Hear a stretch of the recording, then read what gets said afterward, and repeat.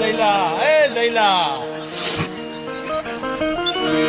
કામે આવ્યો તો સાહેબ,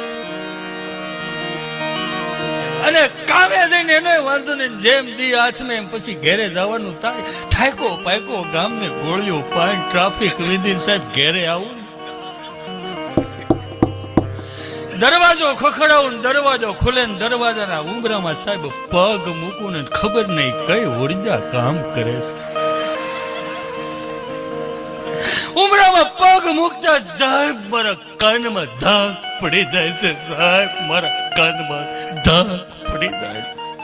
મને મારા ઘરનું સંભળાતું નથી ને મારી પત્નીનું તો મૂળ સંભળાતું નથી સાહેબ. ચાલુ રાખો.